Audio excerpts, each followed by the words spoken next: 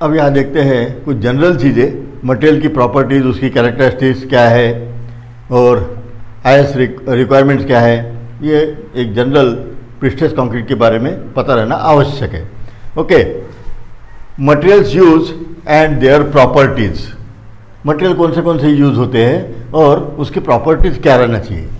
Cement 33 grade, 43 grade, 53 grade, ये तीनों में से कोई भी यूज़ कर सकते हैं, there is no problem. Aggregate जो मेटल यूज़ होता है उसके क्या क्राइटेरिया थे। साइज, जो भी मेंबर बनाया अपन ने, अगर बीम है तो बीम का जो थिकनेस है, लोवेस्ट डायमेंशन, उसके 1/4 साइज रहना चाहिए। यानी इसका मतलब कम से कम 4 मेटल बैठना चाहिए, ऐसा बोल सकते हैं। एक बीम है तो उसमें 4 मेटल बैठना चाहिए, 1/4 उसकी साइज रहना चाहिए एग्रीगेट की, या तो उससे कम। साइज, जो बार का जो स्पेसिंग होता है, आरसीसी में अपन ने देखा है, यहाँ पे टेंडन प्रोवाइड करते हैं, तो वो टेंडन के बीच में जो गैप रहना चाहिए उससे एग्रीगेट जो है, ये मान लो 2 बार है, इसमें से जो एग्रीगेट है ये आसानी से पास होना चाहिए, एग्रीगेट सीधा, बराबर है। अब ये पास होने के लिए जो भी इनका स्पेसिंग है उससे उसका डायमेंशन कम रहना चाहिए। तो कम कितना रहना चाहिए, वो 5 mm से कम रहना चाहिए। So size of aggregate should be less than 5 mm of the spacing के 5 mm कम रहना चाहिए। अगर मान लो 20 mm की स्पेसिंग है तो उसमें से 5 घटा दो तो 15, तो एग्रीगेट जो यूज़ करना है वो 15 mm का यूज़ कर सकते हैं, उससे लोअर चलेगा, हायर नहीं, ताकि एग्रीगेट आसानी से पास हो जाए। देन अदरवाइज क्या होगा, वो पास अगर नहीं हुए तो इकट्ठा सब स्क्रीन टाइप, ये मान लो कोई स्क्रीन है ना, ऐसा ये स्क्रीन है, तो यहाँ पे एग्रीगेट फंस जाएंगे, आगे जाएंगे नहीं। अपन ने कंक्रीट पोर करने के बाद सारे एग्रीगेट यहीं पे जमा हो जाएंगे, एग्रीगेट इस साइड में जाएंगे नहीं, तो इसलिए ये क्राइटेरिया है। देन साइज, जो भी प्रीस्ट्रेस में साइज यूज की जाती है ये 40 mm के ऊपर एनी हाउ नहीं, और प्रिफरेबली 20 mm एग्रीगेट का साइज ये नॉर्मली यूज किया जाता है, मैक्सिमम 20 से कम 10 mm भी चलेगा। ओके, एडमिक्सचर, अब इसमें अपने को ये देखना है, स्टील जो है ये एनी हाउ करोड नहीं होना चाहिए, करोजन उसमें आना नहीं चाहिए, लोहे में, स्टील में। तो क्लोराइड अगर है एडमिक्सचर में तो फिर वो क्या करेगा, करोजन को प्रोत्साहित करेगा, बराबर है। तो करोजन होने के चांसेस है, so there should not be chloride in the admixture. Admixture में क्लोराइड कंटेंट नहीं रहना चाहिए। वैसे ही वाटर, अब वाटर भी अगर सी वाटर लेते हैं, समुद्र का पानी, तो उसमें भी क्लोराइड रहता है, नमक NaCl है ना, तो वो पानी भी अपन प्रीस्ट्रेस कंक्रीट में यूज नहीं करते हैं, क्योंकि स्टील अगर थोड़ा भी अगर करोड हो जाता है तो उसकी स्ट्रेंथ कम हो जाएंगी। और यहाँ पे स्टील की स्ट्रेंथ जो अपन ने इनिशियल दी है वो स्टील की स्ट्रेंथ लाइफ टाइम रहना चाहिए, एनी हाउ, उसमें करोजन बिल्कुल नहीं होना चाहिए। ये खास करके ध्यान दिया जाता है प्रीस्ट्रेस कंक्रीट में। देन कंक्रीट, अब कंक्रीट में यहाँ पर है प्री टेंशन और पोस्ट टेंशन। प्री टेंशन जो है मैंने पहले ही बता दिया है, एबेटमेंट वगैरह लगा के। प्री टेंशन में जो स्ट्रेसेस ट्रांसफर होते हैं कंक्रीट में, स्टील से कंक्रीट में, है ना, ये ब्लॉक होता है, ब्लॉक में अपन स्टील एम्बेड कर देते हैं, ऐसे स्टील एम्बेड हो गया और बाद में फिर वो हार्डर हो जाता है। तो इसमें जो खींच के रखे हैं, टेंशन दिया है, बराबर है, ये टेंसाइल स्ट्रेसेस जो है ये ट्रांसफर होते हैं कंक्रीट में कंप्रेशन करके। तो सारा प्रीस्ट्रेसिंग में जो मेन थीम है ये स्ट्रेस ट्रांसफर की है, बराबर है। तो वहाँ कंक्रीट की स्ट्रेंथ जो है ये ज़्यादा रहना आवश्यक है। तो कंक्रीट की जो स्ट्रेंथ है ये प्री टेंशन में पोस्ट टेंशन से ज़्यादा रहना चाहिए। ये MCQ क्वेश्चन है। तो पोस्ट टेंशन अगर है तो 30 MPa अगर है या उसके ऊपर है तो नो प्रॉब्लम, मिनिमम 30 और मिनिमम 40 ग्रेड ये है यहाँ पे, ग्रेटर देन और इक्वल टू, है ना। तो पोस्ट टेंशन में क्या होता है कि टेंडन अपन बाद में पास करते हैं होल में से और फिर उसको टेंशन देके लॉक कर देते हैं, बराबर है। यहाँ पर बॉन्ड से स्ट्रेसेस ट्रांसफर नहीं होते हैं, कंप्रेशन से होते हैं एंड ब्लॉक से, तो वहाँ पर स्ट्रेंथ अगर कम भी रही तो भी चलेगा, क्योंकि बॉन्ड स्ट्रेंथ का इंपॉर्टेंस पोस्ट टेंशन में नहीं है। यहाँ पर बॉन्ड से जो स्टील और आरसीसी में का जो बॉन्ड होता है, बॉन्ड से ये स्ट्रेसेस ट्रांसफर होते हैं। देन स्टील में अगर डायमीटर कम है तो उसकी स्ट्रेंथ ज़्यादा होती है, डायमीटर बढ़ जाता है तो स्ट्रेंथ थोड़ी सी कम हो जाती है। तो मैंने यहाँ पे एग्जांपल के तौर पे दिखे हैं ये 2 और 3, बीच में भी 4, 5 और 6 वगैरह है। तो ये है डायमीटर ऑफ द बार। अगर 2.5 mm डायमीटर है बार का तो उसकी जो स्ट्रेंथ है ये है characteristic strength, okay, and it is 2010 for this one. 3 के लिए 1865। अब देखो ये कम हो रही और 2000 से लेके 1800, बाद में 1375। 8 mm का अगर बार है ये mm में तो 3375 MPa. All dimensions are in MPa and here this is denoted by FPK. जहाँ लगेगा देखेंगे अपन, ये कैरेक्टरिस्टिक स्ट्रेंथ है। अब अलाउएबल, परमिसिबल, ये थोड़ी सी कम रहने चाहिए, है ना, अपन सेफ्टी के लिए फैक्टर ऑफ सेफ्टी यूज करते हैं। Okay, so here we consider it is equals to 0.8 यानी 80%। एफपीके के 0.8 से मल्टीप्लाई करो यानी 80% जो है ये अलाउ करते हैं, परमिसिबल स्ट्रेंथ करते हैं। Permissible strength always it is less than characteristic strength of the steel, okay, या तो फिर कंक्रीट भी हो उसमें भी कम ही रहती है परमिसिबल मैक्सिमम से। ओके, तो यहाँ पे 80% का फैक्टर दिया है, यानी इसका मतलब 0.8 से मल्टीप्लाई करना है। Then forms of prestressing steel.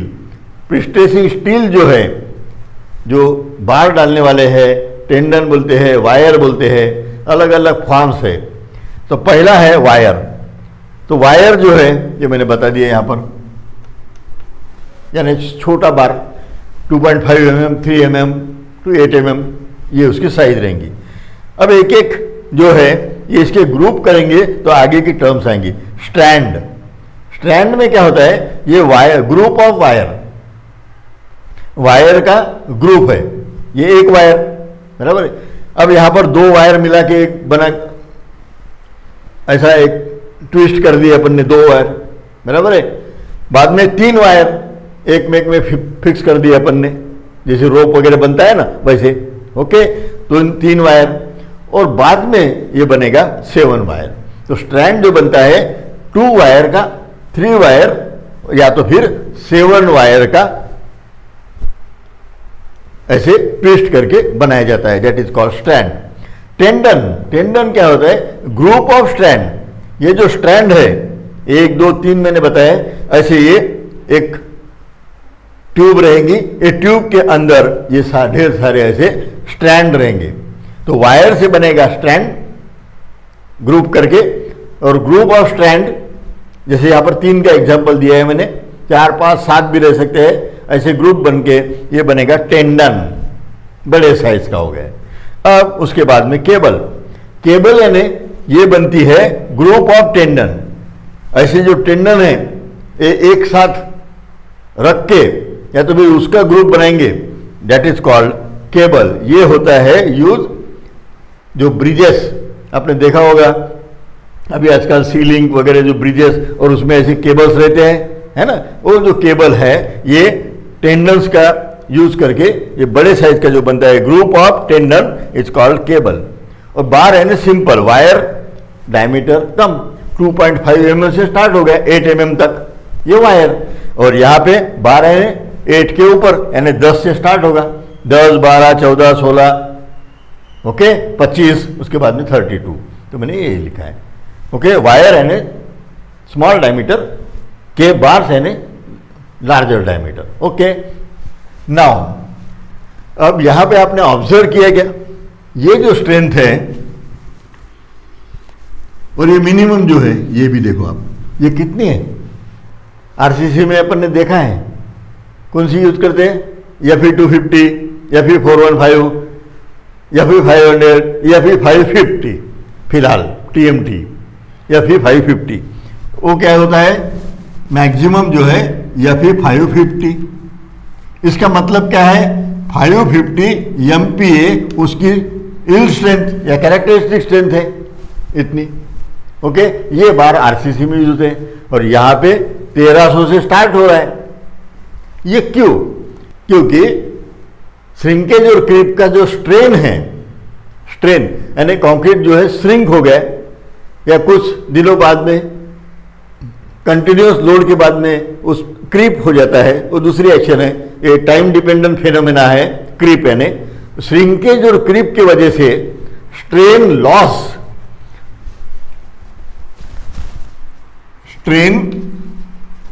Loss due to shrinkage and creep और श्रिंकेज की वजह से स्ट्रेन कितनी लॉस होती है, ये 0.008 इतनी स्ट्रेन कंक्रीट में लॉस होती है।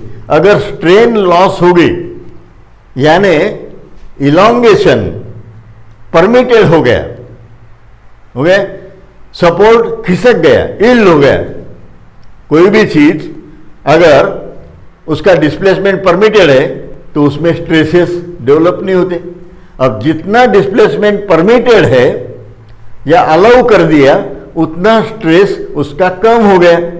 वैसे ही ये अगर स्ट्रेन लॉस हो गई है ना, तो ये निगेटिव साइन हो गई, बराबर है, ये निगेटिव बोल सकते हैं अपन, negative sign. Okay, strain loss, it is loss. अपने को ये पता है stress is equal to small E strain into capital E. We know E is equal to Young's modulus stress by strain. Okay, stress by strain is Young modulus. अब stress is equal to E को इधर लेके जाना पड़ेगा, E into capital E यानी Young's modulus. अब यहां पर देखिए आप, स्ट्रेन कितनी है, लॉस 0.008 और ये Young's modulus for the steel it is 2 into 10 raised to power 5. Okay, when we solve it is equals to 160 MPa. Okay, अब ये जो है ये माइनस माइनस हो गए, तो इतनी स्ट्रेस जो है ये श्रिंकेज की वजह से लॉस होने वाली है। अगर कोई बार 550 का यूज कर देते हैं अपन, तो उसमें से 160 तो माइनस हो गए, यानी अवेलेबल कितना रहेगा, 390 है ना। 550 में से 160 लॉस हो गए, तो स्ट्रेन तो उसकी लॉस हो गई, तो फिर अवेलेबल कितना रहेगा, 390। अगर 250 का अगर यूज करते हैं माइल स्टील, उसमें से 160 अगर निकल गए तो बचा क्या, फिर 90 है ना। इसलिए यहां पर हाई स्ट्रेंथ स्टील यूज किया जाता है। अगर 2000 का यूज कर दिए या फिर 1300 भी यूज करते हैं, ओके, उसमें से 160 निकल भी गए तो भी कुछ फर्क नहीं पड़ने वाला, 10% से कम ही लॉस होने वाला है, बाकी 90% तो स्ट्रेंथ अवेलेबल रहेंगी। लेकिन यहां पे 40-50% लॉस हो रही। इसीलिए प्रीस्ट्रेस कंक्रीट में हाई स्ट्रेंथ स्टील यूज होता है। Okay, now high strength concrete भी यूज करते हैं। कंक्रीट भी जो है आपने देखो M20 से स्टार्ट होता है, वैसे तो M20, 25, यहां 30 से स्टार्ट करना है, यहां तो 40 से स्टार्ट करना है, तो कंक्रीट का ग्रेड भी ज्यादा रखते हैं। क्यों? क्योंकि हाई स्ट्रेंथ कंक्रीट अगर यूज करते हैं, हाई टेंसाइल स्ट्रेस रहेंगी, शियर भी ज्यादा रहेगा, बॉन्ड स्ट्रेंथ भी ज्यादा रहेंगी। High tensile, shear and bond strength ये बहुत ज्यादा रहती है। और श्रिंकेज एंड क्रीप ये भी लेस होता है, कम श्रिंकेज होगा, क्योंकि वाटर सीमेंट रेशियो उसमें बहुत कम होता है। वाटर की क्वांटिटी अगर कंक्रीट में कम रही तो श्रिंकेज के चांसेस कम हो जाते हैं, क्योंकि वाटर इवेपोरेट हो जाता है और श्रिंक हो जाता है, बराबर है। तो ये भी एडवांटेज है। उसके बाद में हाई, अगर यंग्स मॉडुलस की वैल्यू ज्यादा रही, आप ये फार्मूला देख लिए, तो स्ट्रेंथ ज्यादा रहेगी, ई इंटू ई, है ना। तो stress, we know stress is directly proportional to E. तो कंक्रीट की strength directly proportional to E, E की वैल्यू हाई स्ट्रेंथ अगर रही, अगर हाई स्ट्रेंथ कंक्रीट रहता है तो ई की वैल्यू ज़्यादा रहेंगी, तो स्ट्रेंथ उसकी ज़्यादा अचीव होगी, मिलेगी अपने को। अब ये अगर स्ट्रेंथ ज़्यादा रहेगी कंक्रीट की तो क्रॉस सेक्शन जो है लेस लगेगा, कम जगह में काम हो जाएगा। So less cross sectional area required for the prestress element if you use high strength concrete. So इसीलिए, और ये जो है शियर, क्योंकि नॉर्मल एक प्रीस्ट्रेस में शियर रेनफोर्समेंट प्रोवाइड नहीं करते हैं, अवॉइड करते हैं, और बॉन्ड स्ट्रेंथ जो है इससे प्री टेंशन में स्ट्रेस ट्रांसफर होता है, तो बॉन्ड स्ट्रेंथ ज़्यादा रहना चाहिए। बॉन्ड स्ट्रेंथ कब ज़्यादा रहेंगी? जब कंक्रीट हाई स्ट्रेंथ रहेगा। Okay, now we see some advantages as well as limitations of the pre-stressed concrete. Okay, advantages: reduce cracks, cracks कम रहेंगे, हाई स्ट्रेंथ है। ओके, कंक्रीट हाई स्ट्रेंथ होने की वजह से क्रैक्स कम रहेंगे, हाई ड्यूरेबिलिटी रहेंगी, durability भी ज़्यादा रहेंगी। सेक्शन रिमेन्स अनक्रैक, यही चीज़ है, रिड्यूस क्रैक या तो फिर सेक्शन रिमेन्स अनक्रैक, क्रैक नहीं होगा सेक्शन। रिड्यूस स्टील करोजन, अगर कंक्रीट अच्छा रिच कंक्रीट अगर है, हाई स्ट्रेंथ कंक्रीट अगर है, तो उसमें सीपेज होने के चांसेस कम रहेंगे, पानी के सीपेज नहीं होगा, बराबर है, तो इसमें करोजन होने के चांसेस कम रहेंगे। शियर रेजिस्टेंस बहुत ज़्यादा रहेगा। आपने अगर फार्मूला देखा होगा आरसीसी में, तो shear strength it depend on the grade of concrete. Concrete का ग्रेड अगर हायर है तो शियर स्ट्रेंथ भी ज़्यादा रहती है, बॉन्ड स्ट्रेंथ भी ज़्यादा रहती है। Full section is utilise, this is important, I have already explain, बराबर है। रेनफोर्स कंक्रीट में क्या होता है कि न्यूट्रल एक्सिस के नीचे का जो पोर्शन है वो क्रैक, या तो उसको एज्यूम नहीं करते अपन, नहीं है ऐसा कंसिडर करते। Total tensile strength, total tensile stresses are carried by steel only, ऐसा एज्यूम करते हैं आरसीसी में, जिसमें न्यूट्रल एक्सिस के नीचे का कंक्रीट अपन कंसीडर नहीं करते कैलकुलेशन में। लेकिन यहाँ पे प्रीस्ट्रेस कंक्रीट में सारा के सारा कंक्रीट अपन कैलकुलेशन में कंसीडर करने वाले हैं। Okay, full section is utilize. Less deflection, deflection naturally कम रहेगा। रैपिड कंस्ट्रक्शन, ये प्रीस्ट्रेस कंक्रीट क्या है, अपन ये जो एलिमेंट लगने वाले बीम स्लैब जो भी है, ओके, ये फैक्ट्री में प्रोडक्ट करेंगे और उसको कैरी करेंगे और सिर्फ असेंबल करना है, तो फास्ट कंस्ट्रक्शन हो जाएगा अपना, रैपिड कंस्ट्रक्शन होगा। मेंटेनेंस लेस, लेस मेंटेनेंस, बराबर है, हाई स्ट्रेंथ सब है तो वहाँ पर मेंटेनेंस भी कम रहेगा, कोई वाटर प्रूफिंग वगैरह करने की जरूरत नहीं है, ये इसका मीनिंग है। लिमिटेशन क्या है? जैसे ये एडवांटेज है, इसको डिसएडवांटेज भी बोल सकते हैं, या तो फिर लिमिटेशन। इसमें लगता है स्किल लेबर, है ना, ये अगर तैयार करना है तो बहुत अच्छा स्किल रहना चाहिए। High strength material required, material का जो है हाई स्ट्रेंथ रहना चाहिए, ये भी एक है, यानी कॉस्टली हो जाएगा। Okay, need quality control, quality control बहुत अच्छा रहना चाहिए।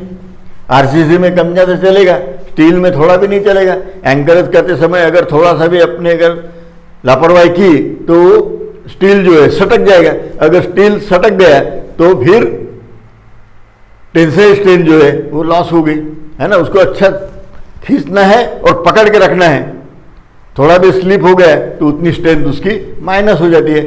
इसलिए यहाँ पर क्वालिटी कंट्रोल जो है ये बहुत अच्छा रहना चाहिए।